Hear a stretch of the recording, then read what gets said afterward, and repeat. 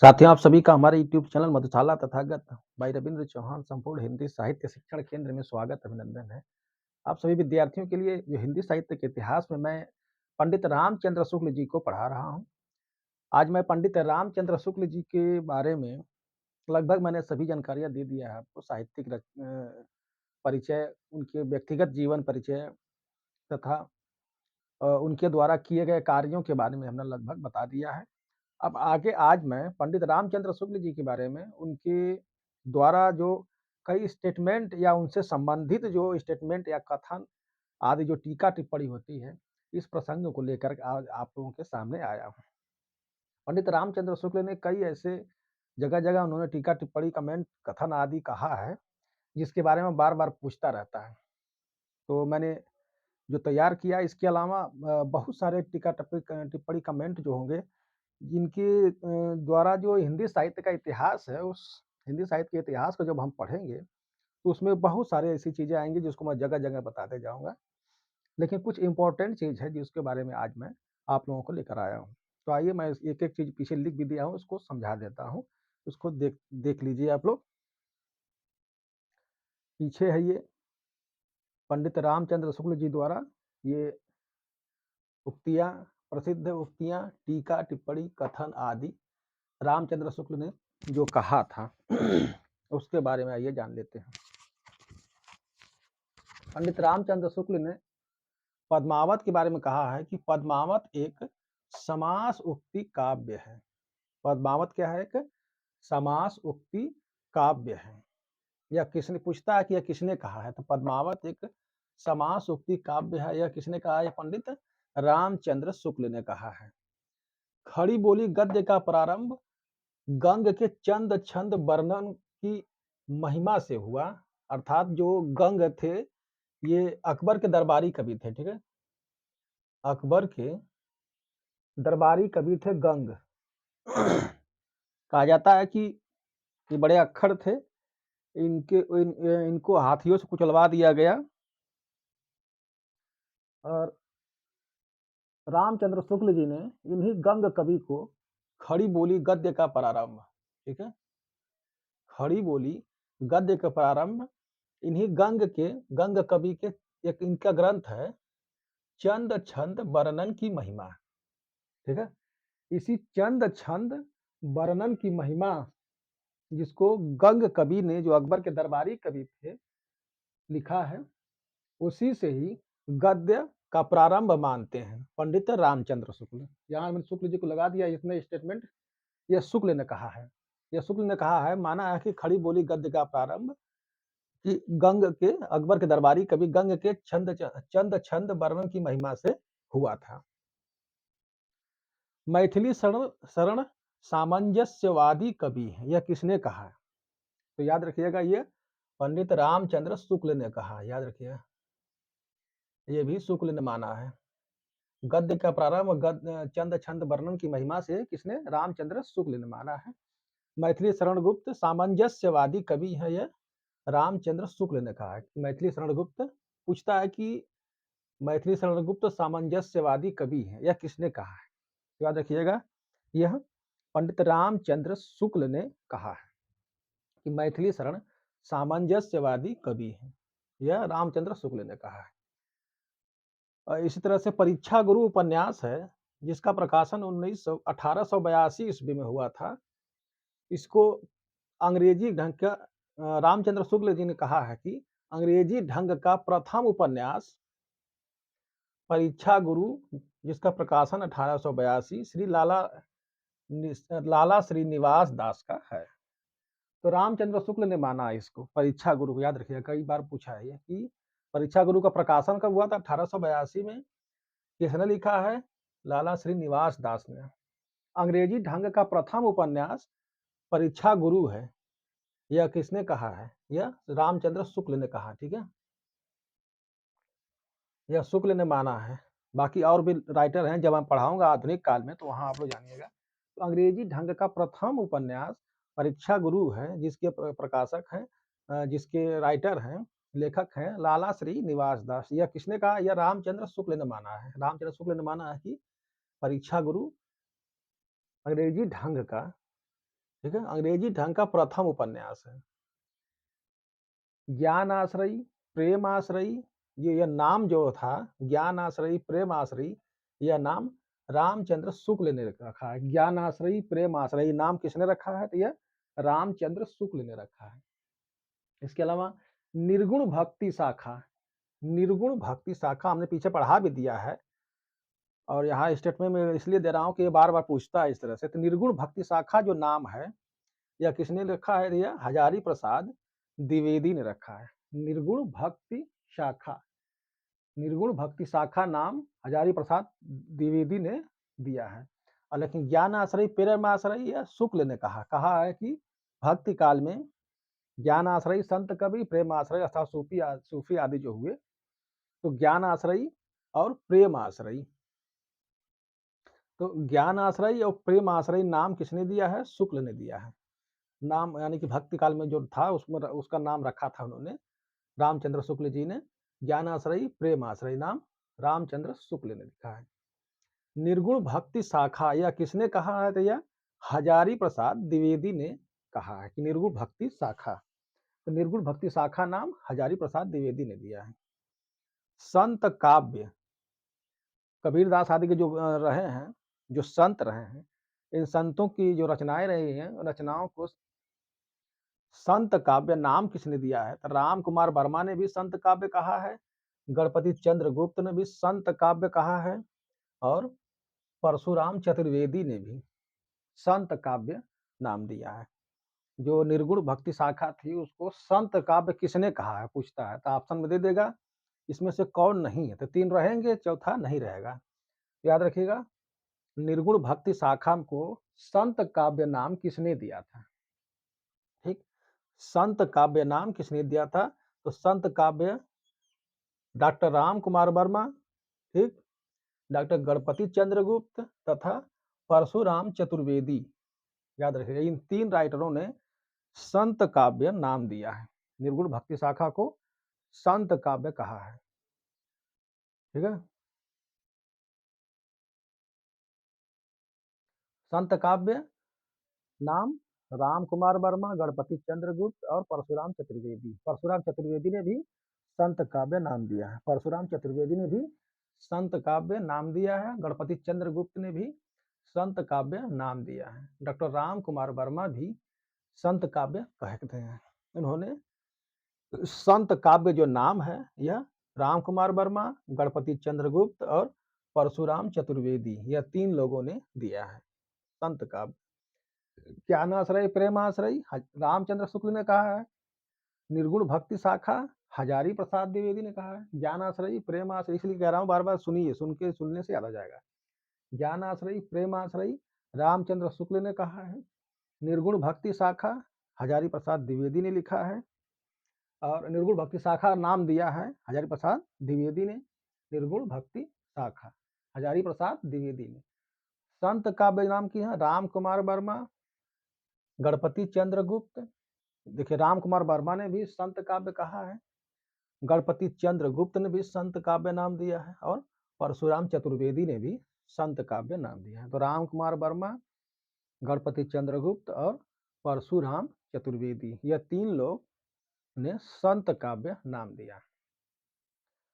सच्चे छायावादी कवि मुकुटधर पांडे, श्रीधर पाठक और राम नरेश त्रिपाठी। ये राम नरेश, ठीक है, राम नरेश त्रिपाठी। तो ये 3 लोगों को जो उच्च पंक्ति है, ये 3 लोगों की पंक्ति है कि सच्चे छायावादी कवि कौन है? मुकुटधर पांडे या श्रीधर पाठक है, राम नरेश त्रिपाठी है। ठीक है, यह रामचंद्र शुक्ल ने कहा है। ठीक है, ये प्रथम पंक्ति के सच्चे छायावादी हैं। सच्चे छायावादी प्रथम पंक्ति के मुकुटधर पांडे, श्रीधर पाठक, राम नरेश त्रिपाठी। रामचंद्र शुक्ल ने कहा, ये देखिए हमने लिख दिया नीचे कि प्रथम पंक्ति के जो पहले छायावादी, सच्चे छायावादी हुए, प्रथम पंक्ति के सच्चे छायावादी जो कवि हुए, वो कौन कौन हुए? राम नरेश त्रिपाठी हुए, श्रीधर पाठक हुए और मुकुटधर पांडे, मुकुटधर पांडे, राम नरेश त्रिपाठी और श्रीधर पाठक तथा उसके आगे और भी लोग हैं, लेकिन ये 3 लोगों का नाम लेते हैं। रामचंद्र शुक्ल जी कहते हैं कि ये लोग सच्चे छायावादी प्रथम पंक्ति के सच्चे सच्चे छायावादी हैं। कौन? राम नरेश त्रिपाठी, मुकुटधर पांडे, श्रीधर पाठक। मुकुटधर पांडे, श्रीधर पाठक, राम नरेश त्रिपाठी। तो मुकुटधर पांडे, श्रीधर पाठक, राम नरेश त्रिपाठी ये लोग प्रथम पंक्ति के सच्चे छायावादी हैं। द्वितीय पंक्ति के छायावादी जो हैं वो उनको जो रामचंद्र शुक्ल ने माना, किसे माना है?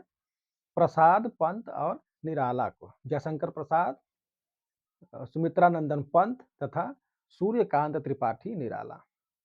तो सच्चे छायावादी जो प्रथम पंक्ति के छायावादी हैं, किसने माना है? किसको माना है रामचंद्र शुक्ल ने? मुकुटधर पांडे को, श्रीधर पाठक को और राम नरेश त्रिपाठी को। ये प्रथम पंक्ति के छायावादी हैं आदि। इसमें आगे भी 2-4 लोग हैं, लेकिन ये यही ज्यादा इसमें पूछताछ। तो मुकुटधर पांडे, श्रीधर पाठक, राम नरेश त्रिपाठी प्रथम पंक्ति के सच्चे छायावादी और द्वितीय पंक्ति के, ठीक है, तथा प्रसाद पंत निराला यह द्वितीय पंक्ति के छायावादी कवि हैं। तो यह किसने कहा है? यह रामचंद्र शुक्ल ने माना है। याद रखिएगा, रामचंद्र शुक्ल ने माना है कि सच्चे छायावादी जो प्रथम पंक्ति के छायावादी हैं वो हैं मुकुटधर पांडे, श्रीधर पाठक, राम नरेश त्रिपाठी तथा द्वितीय पंक्ति के जो छायावादी हैं वो हैं प्रसाद पंत निराला। यह रामचंद्र शुक्ल ने माना है। रामचंद्र शुक्ल ने बिंब का प्रवर्तक फ्लिंट को माना। एक बार पूछा है ये फ्लिंट है। रामचंद्र शुक्ल ने जो बिंब है, बिंब के बारे में जब मैं पढ़ाऊंगा काव्य शास्त्र, उसी में बिंब को भी शामिल हमने कर दिया है, बना लिया है। तो उसमें बिंब के प्रवर्तक फ्लिंट को, डॉक्टर फ्लिंट है थे, एक राइटर थे, उनको माना है। रामचंद्र शुक्ल ने बिंब के प्रवर्तक फ्लिंट को माना। ये बहुत ही इंपॉर्टेंट प्रश्न है, इनको जरूर याद कर लीजिएगा क्योंकि ये बहुत ज्यादा पूछता है। इसके बिना सिलेक्शन असंभव। पद्मावत एक समाज सूक्ति काव्य है। खड़ी बोली गद्य का प्रारंभ। गंग के चंद छंद वर्णन की महिमा से रामचंद्र शुक्ल ने माना है। मैथिली शरणगुप्त सामंजस्यवादी कवि हैं, रामचंद्र शुक्ल ने कहा है। अंग्रेजी ढंग का प्रथम उपन्यास 1882 ईस्वी परीक्षा गुरु को लाला श्रीनिवास दास को रामचंद्र शुक्ल ने माना है। ज्ञानाश्रयी प्रेमाश्रयी रामचंद्र शुक्ल ने कहा है।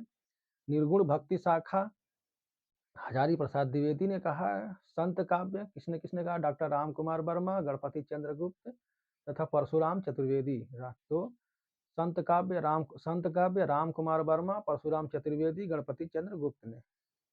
संत काव्य नाम किसने दिया? राम कुमार वर्मा, गणपति चंद्रगुप्त, परशुराम चतुर्वेदी। याद रखिए, याद करने के लिए बार बार बोल रहा हूँ, इसको सुनिए बार बार। संत काव्य किसने दिया? डॉक्टर राम कुमार वर्मा, परशुराम चतुर्वेदी, गणपति चंद्र। देखिए मैं भी इधर उधर हो जा रहा हूँ, आंख बंद करके बोल रहा हूँ। संत काव्य नाम किसने दिया? राम कुमार वर्मा, गणपति चंद्रगुप्त और परशुराम चतुर्वेदी। सच्चे छायावादी प्रथम पंक्ति के मुकुटधर पांडे, श्रीधर पाठक तथा राम नरेश त्रिपाठी। इसके अलावा और भी इसमें हैं, लेकिन ये 3 लोगों का ज्यादा इंपॉर्टेंट है। इनको माना प्रथम पंक्ति के सच्चे छायावादी हैं। और द्वितीय पंक्ति के सच्चे छायावादी प्रसाद पंत निराला है। यह रामचंद्र शुक्ल ने माना है। बिंब के प्रवर्तक फ्लिंट महोदय जी हैं। यह रामचंद्र शुक्ल ने माना है कि कहा है कि बिंब के प्रवर्तक फ्लिंट है। किसने कहा है? या रामचंद्र शुक्ल ने बिंब के प्रवर्तक किसे माना है? तो ये फ्लिंट को माना है। या बिंब के प्रवर्तक फ्लिंट हैं, यह किसने कहा है? रामचंद्र शुक्ल ने कहा है। और आगे हैं इसमें, आप लोग इसको रोक करके वीडियो लिख लीजिए, आगे मिटा करके जा रहा हूं बनाने। ये नया स्टेटमेंट है जो कि रामचंद्र शुक्ल जी ने कहा है। क्या कहा है? कि तुलसीदास जी उत्तरी भारत की समग्र जनता के हृदय मंदिर में पूर्ण प्रेम प्रतिष्ठा से विराजमान है।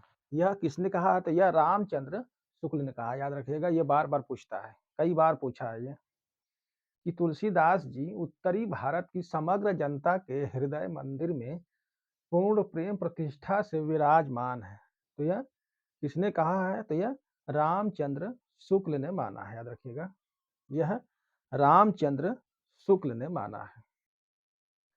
तुलसीदास जी उत्तरी भारत की समग्र जनता के हृदय मंदिर में पूर्ण प्रेम प्रतिष्ठा से विराजमान है। यह उक्ति रामचंद्र शुक्ल की है। ठीक है, रामचंद्र शुक्ल ने कहा है कि तुलसीदास जी उत्तरी भारत की समग्र जनता के हृदय मंदिर में पूर्ण प्रेम प्रतिष्ठा से विराजमान है। एक चीज और पूछता है कि रामचंद्र शुक्ल के प्रबल समर्थक कौन है? रामचंद्र शुक्ल के प्रबल प्रबल समर्थक यानी कि सबसे ज्यादा इनका समर्थन किसने किया है? तो रामचंद्र शुक्ल के प्रबल समर्थक डॉक्टर रामविलास शर्मा हैं। डॉक्टर रामविलास रामविलास शर्मा हैं।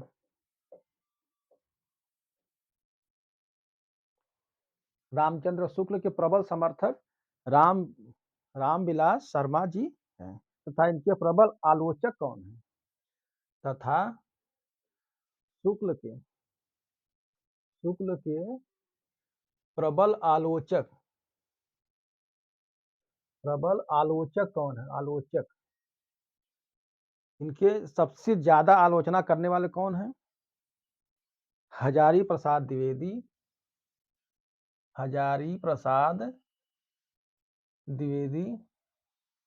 ठीक है, हजारी प्रसाद द्विवेदी ने सबसे ज्यादा इनका विरोध किया था। विरोध क्या, इनके आलोचना किया था हजारी प्रसाद द्विवेदी ने। इनका सबसे ज्यादा आलोचना किया था हजारी प्रसाद द्विवेदी।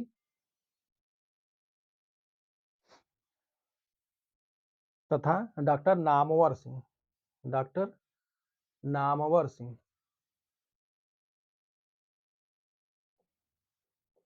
ठीक है, डॉक्टर नामवर सिंह और हजारी प्रसाद द्विवेदी इनके प्रबल विरोधी रहे हैं।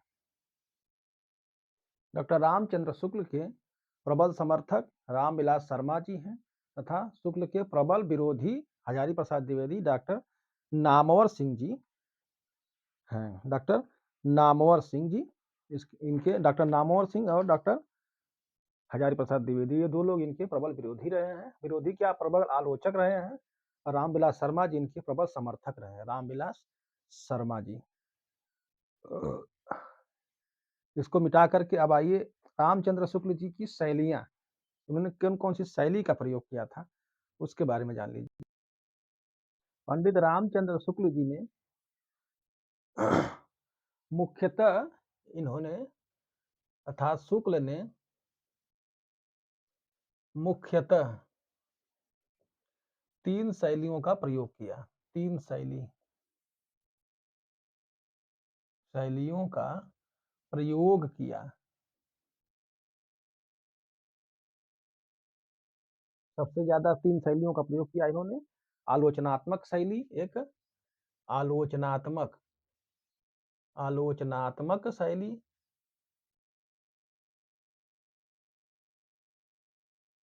दूसरा शैली का सबसे ज्यादा इन्होंने प्रयोग किया है गवेषणात्मक शैली। गवेषणात्मक गवेषणात्मक शैली, आलोचनात्मक शैली, गवेषणात्मक शैली। और लाइट बढ़ा दे रहे हैं।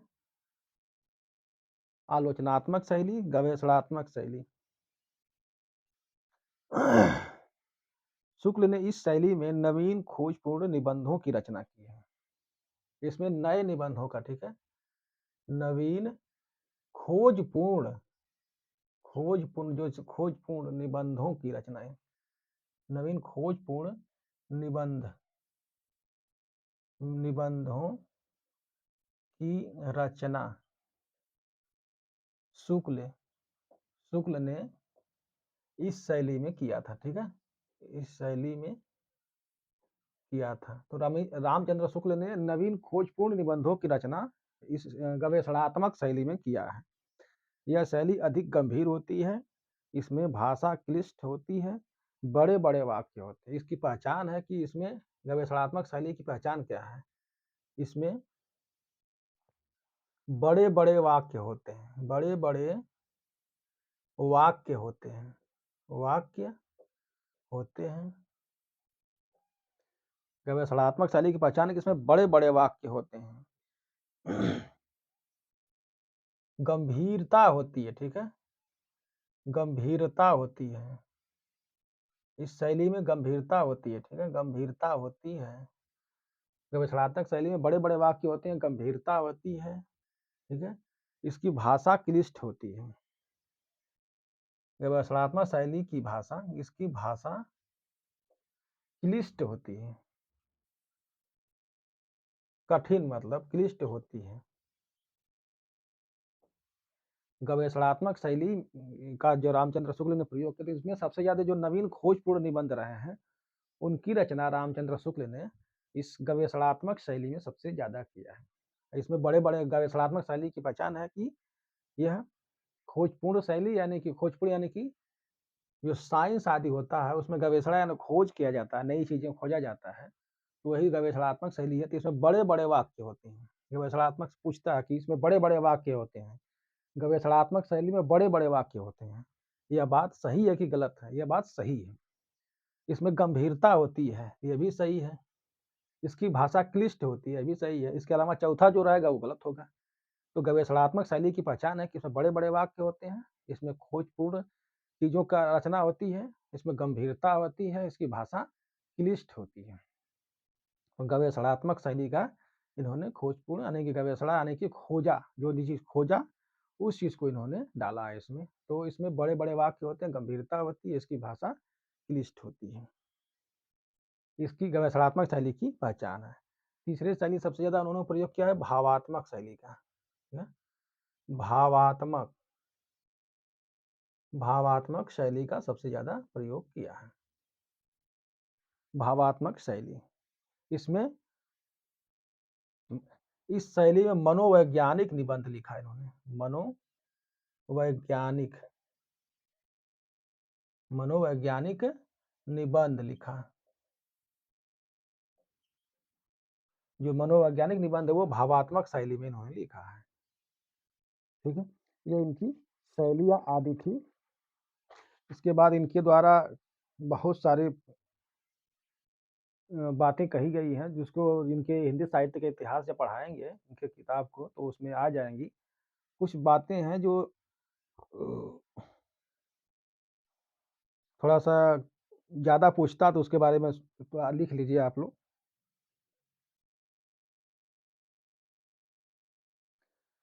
कुछ स्टेटमेंट है, इनके द्वारा जो टीका-टिप्पणी आदि हैं जो महत्वपूर्ण है, अभी बता दे रहा हूँ, बाकी सब इनके जो पढ़ेंगे हम, तो उनके बारे में आगे मिलता जाएगा। इनका इतिहास पढ़ेंगे तो उसमें कई स्टेटमेंट मिलते जाएँगे। तो आइए थोड़ा-सा इसके बारे में जान लेते हैं, कि जिस प्रकार सिद्धों की संख्या 84, उसी प्रकार नाथों की संख्या 9। अब भी लोग 9 नाथ 84 सिद्ध कहे सुने जाते हैं। इसको लिख दे रहा हूँ। जिस प्रकार जिस जिस प्रकार सिद्धों की संख्या 84 तथा जिस प्रकार सिद्धों की संख्या 84 प्रसिद्ध है, 84 प्रसिद्ध है, उसी प्रकार नवनाथ प्रसिद्ध है, ठीक है? यह किसने कहा है? यह शुक्ल ने कहा है। यह पूछता है इस तरह से, जिस प्रकार सिद्धों की संख्या 84 प्रसिद्ध है, उसी प्रकार नवनाथ प्रसिद्ध है।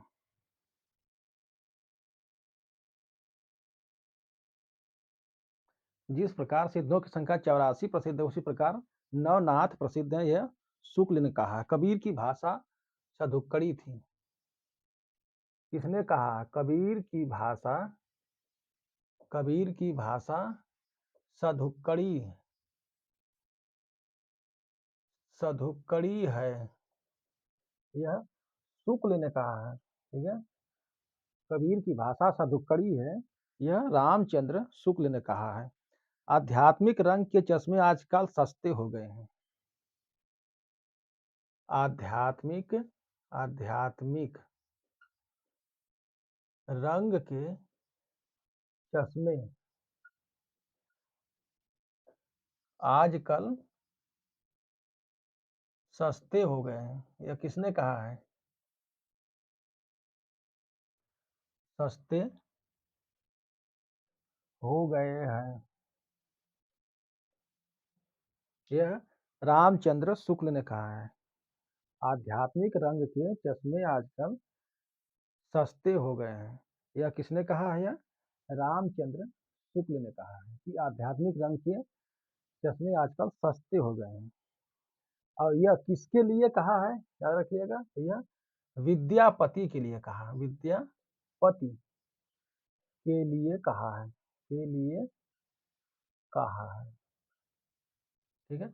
आध्यात्मिक रंग के चश्मे आजकल सस्ते हो गए, किसने कहा? रामचंद्र शुक्ल ने विद्यापति के लिए कहा है। मैथिल कोकिल विद्यापति, ठीक है। इनको 12-14 गो उपाधि दी गई थी।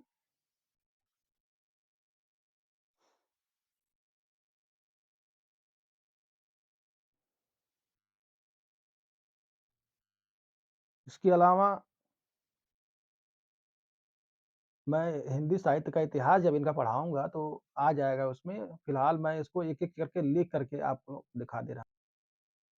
दोस्तों, रामचंद्र शुक्ल के बहुत सारे स्टेटमेंट हैं जो इनके हिंदी साहित्य का इतिहास पढ़ते समय आ जाएँगे। तो लिखवाना उचित ना समझ कर के जब मैं पढ़ाऊँगा तो वहाँ पर आ जाएगा। और मैं इस वीडियो को यहीं विराम देता हूँ। अब आज से रामचंद्र शुक्ल जी के हिंदी साहित्य का इतिहास तथा हजारी प्रसाद द्विवेदी आदि जो होंगे, इनके बारे में विस्तार से हम जो राइटर हैं इतिहास के राइटर हैं, साहित्य के इतिहास के, इनके बारे में विस्तार से अब मैं हिंदी साहित्य का इतिहास शुरू करने जा रहा हूँ। अगली वीडियो से आप लोग पाएँगे कि हिंदी साहित्य का इतिहास मैं शुरू अभी तक मैंने हिंदी साहित्य का इतिहास का परिचय दिया है। आज से यह परिचय खत्म होता है। उधर हमने एक और वीडियो शुरू करने जा रहा हूँ मैं, जो बीएड आदि की तैयारी कर रहे हैं उनके उनको ग्रामर जो पूछेगा, ग्रामर और उसमें से जो इम्पोर्टेंट प्रश्न पूछेगा, उसके बारे में विस्तार से हम भी वीडियो डालेंगे। और आप सभी से निवेदन करता हूँ कि हमारे चैनल को लाइक, सब्सक्राइब, शेयर ज़रूर करें। नमस्कार, मिलते हैं अगली वीडियो में।